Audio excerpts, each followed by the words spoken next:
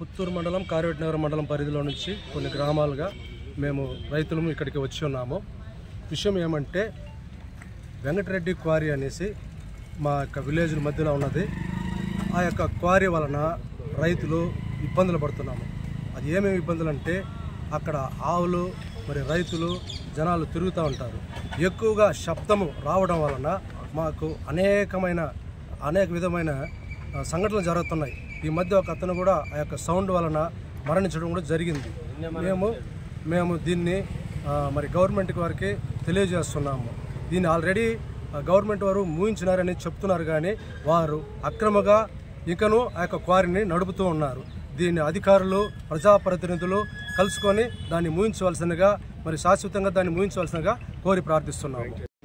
వేపకుంట పంచాయతీ సురేంద్రనగరం తిరుమల కుంపం వేపకుంట గ్రామ పంచాయతీ ఏరియాలో వెంకటరెడ్డి అనే అతను క్వారీ నడుపుతూ ఉన్నారు. ఇంతకుముందు దాన్ని గవర్నమెంట్ ఆల్రెడీ దాన్ని సీజ్ చేయమని చెప్పింది, చేసినారు కూడా. కానీ వాళ్ళు గవర్నమెంట్కి వాళ్ళకి తెలియకుండా అక్రమంగా అప్పుడప్పుడు నడుపుతాను. బ్లాస్టింగ్ వలన చుట్టుపక్కల మాకు ప్రాబ్లం ఉంది.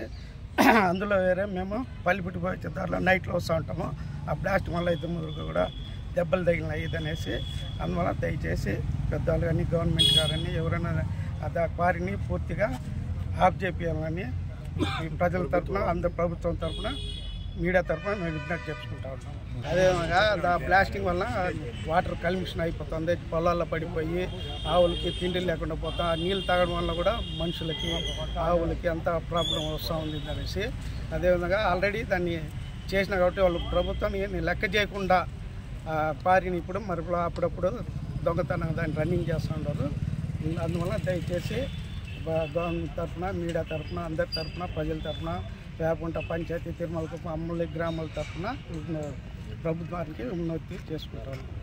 కార్వేటనగరం మండలం సురేంద్రనగర్ పరిధిలో ఉన్నటువంటి వేపకుంట ఐవేరుకండిగా తిరుమలగుప్పం ఈ గ్రామ పంచాయతీలో క్వారీ వెంకటేష్ అనే అతను క్వారీ నడుపుతున్నాడు. ఆల్రెడీ దీన్ని ప్రభుత్వం వారు ప్రజల యొక్క విన్నపాన్ని ఉపయోగించుకొని నిలిపారు.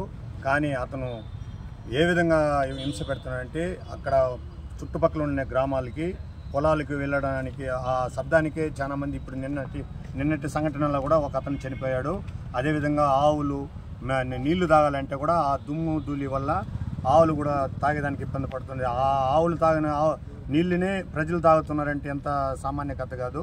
దీన్ని వెంటనే మన కలెక్టర్ గారు కానీ మన మైనింగ్స్ అధికారులు కానీ దీన్ని స్పందించి వెంకటేష్ రెడ్డి అనే అతని క్వారీని వెంటనే నిలిపించి మాకు ఈ 3 గ్రామాలకి వేపకుంట గ్రామానికి అవేరుకండిగా తిరుమలగుప్పం ఈ 3 పంచాయతీలకు న్యాయం చేయాల్సిందిగా కోరి ప్రార్థిస్తున్నాము.